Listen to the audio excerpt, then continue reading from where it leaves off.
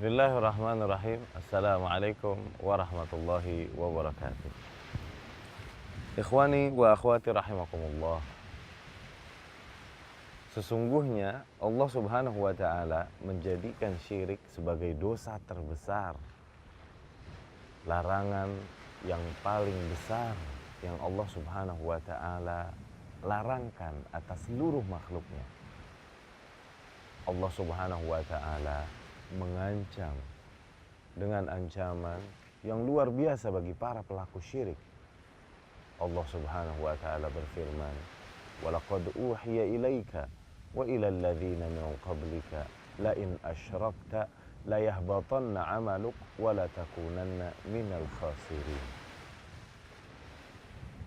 Sungguh telah diwahyukan kepadamu ya Muhammad dan kepada kaum-kaum sebelummu, apabila kau berbuat syirik, maka akan runtuh seluruh amalanmu. Maknanya, seluruh koleksi amal soleh kita yang kita lakukan, dari sholat, zakat, sodakoh kita, dan puasa kita hancur, hangus semuanya, dikarenakan satu syirik yang kita perbuat ini. Bisa jadi hancur seluruh amalanmu dan kau tak menyadarinya. Namun tahukah kita di mana Allah subhanahu wa ta'ala mengancam dengan ancaman yang sama kepada dosa lain selain syirik? Allah subhanahu wa ta'ala mengancam para hambanya dengan runtuhnya amalannya demikian, dengan hangusnya amal solehnya demikian, bagi dosa lain selain dosa syirik. Tahukah kita dosa apa itu? Yaitu su'ul adab ma'ar Rasul sallallahu alaihi wasallam. Berburuk adab kepada Rasul sallallahu alaihi wasallam. Allah subhanahu wa ta'ala menjadikan Rasulullah sallallahu alaihi wasallam sebagai panutan dan sebagai satu-satunya jalan bagi para hambanya yang ingin mendekatkan diri kepadanya demi meraih cintanya. Allah subhanahu wa ta'ala berfirman, "Qul in kuntum tuhibbunallah fattabi'uni yuhibbukumullah wa yaghfir lakum dzunubakum." Katakanlah, apabila kalian memang mencintai Allah, maka ikuti aku. Niscaya barulah dengan itu Allah akan membalas cinta kalian, juga mengampuni dosa-dosa kalian. Allah subhanahu wa ta'ala menjadikan Rasul sallallahu alaihi wasallam sebagai panutan sedemikian rupa. Juga Allah subhanahu wa ta'ala memerintahkan para orang-orang yang beriman untuk benar-benar menjaga adab kepada Rasul sallallahu alaihi wasallam. Bahkan ancaman yang sama yang diberikan kepada para pelaku syirik, diberikan juga ancaman itu kepada orang-orang yang berlaku kurang ajar kepada Rasulullah sallallahu alaihi wasallam. Allah subhanahu wa ta'ala berfirman, "Ya ayyuhalladzina amanu la tarfa'u aswatakum fawqa sautin nabi wa la tajharu lahu bilqawli kajahri ba'dikum li ba'd an tahbata a'malukum wa antum la tash'urun." Wahai orang-orang yang beriman, janganlah kalian angkat suara kalian di sekitar Nabi lebih keras daripada suara Nabi SAW. Dan janganlah kalian berbicara keras kepada Nabi SAW sebagaimana kalian berbicara satu sama lain. Bisa jadi karena hal itu, karena kekurang ajaran itu, karena keburukan adab itu, amalan kalian semua runtuh dan kalian tak menyadarinya. Maka Ibnu Qayyim Al-Jauziyah rahimahullah memberikan ta'liq yang luar biasa terhadap ayat ini.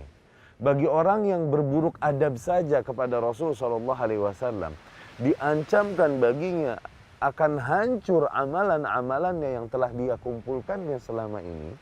Amal solehnya akan hangus. Maka bagaimana dengan orang-orang yang sengaja menentang sunnah Rasul sallallahu alaihi wasallam, menentang dakwah kepada sunnah Rasul sallallahu alaihi wasallam? Maka lebih terbuka lagi kemungkinan bagi mereka untuk hancur seluruh amalannya. Wal'iyadzubillah. Ikhwani rahimakumullah. Tahukah kita bahwasanya demi menjaga adab kita kepada Rasul sallallahu alaihi wasallam, dilaranglah kita untuk memberikan kunyah sebagaimana kunyah Rasul sallallahu alaihi wasallam, yaitu Abu Qasim. Rasul sallallahu alaihi wasallam berkata, "Tasammu bismi wala takannu bikunyati. Menamakanlah, yakni namakanlah anak-anak kalian dengan namaku, dengan Muhammad. Tapi jangan kalian gunakan kunyahku, yakni jangan namakan orang dengan nama Abu Qasim.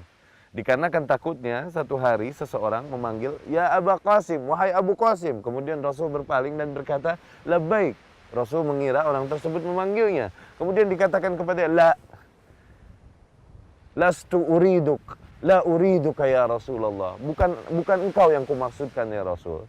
Terjadilah akhirnya kekurangan ajaran ini kepada Rasul sallallahu alaihi wasallam, dikarenakan Rasul sallallahu alaihi wasallam adalah seseorang yang la yuqalu lahu la, tidak boleh dikatakan kepadanya tidak.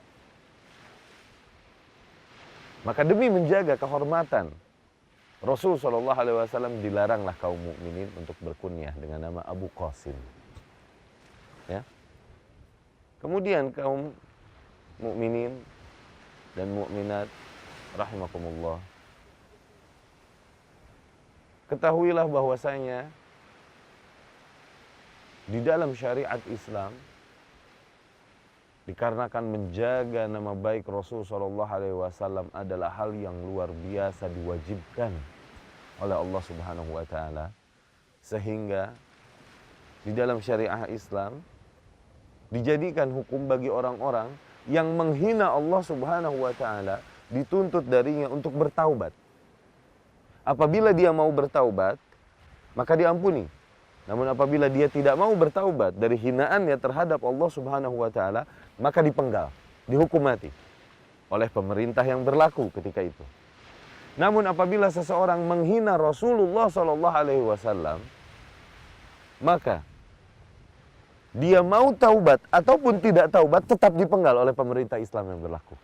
Sekali lagi, apabila seseorang menghina Allah Subhanahu wa taala, maka pemerintah Islam yang berlaku ketika itu menangkapnya, menuntutnya untuk taubat. Dia tidak mau taubat, bunuh. Namun apabila seseorang menghina Rasulullah sallallahu alaihi wasallam, baik dia akan taubat ataupun tidak, baik dia mau taubat ataupun tidak, tetap dibunuh. Mungkin zahirnya seseorang akan berkata bahwasanya, kenapa kita kok lebih menjaga Rasul daripada Allah sendiri? Namun ulama rahimahumullah berkata bahwasanya, menjawab pertanyaan ini, menyebutkan illahnya, ulama rahimahumullah berkata bahwasanya Allah Subhanahu wa taala adalah zat yang maha mulia. Sungguh tak berpengaruh baginya hinaan seluruh makhluknya. Kalaupun seluruh makhluk kafir kepadanya, sungguh itu tak berpengaruh bagi Allah Subhanahu wa taala. Allah tetap yang maha mulia, Allah tetap yang maha kaya. Namun Rasul sallallahu alaihi wasallam adalah bashar, manusia. Sebagaimana manusia-manusia lain yang dapat tercoreng nama baiknya. Maka bagi kaum muslimin, sebagai bentuk cintanya, sebagai bentuk penghormatannya terhadap Rasulullah sallallahu alaihi wasallam, diterapkanlah syariat demikian. Begitu tegasnya syariat kita menjaga harga diri dan nama baik Rasulullah sallallahu alaihi wasallam. Dan masih banyak lagi contoh-contoh dari hal yang berkaitan dengan pembahasan kita kali ini. Insya Allah di lain waktu, apabila Allah izinkan, kita akan lanjutkan pembicaraan kita tentang Rasul sallallahu alaihi wasallam, tentang sunnahnya atau tentang mencintainya. Aqulu qouli hadza wa astaghfirullah li wa lakum. Wassalamualaikum warahmatullahi wabarakatuh.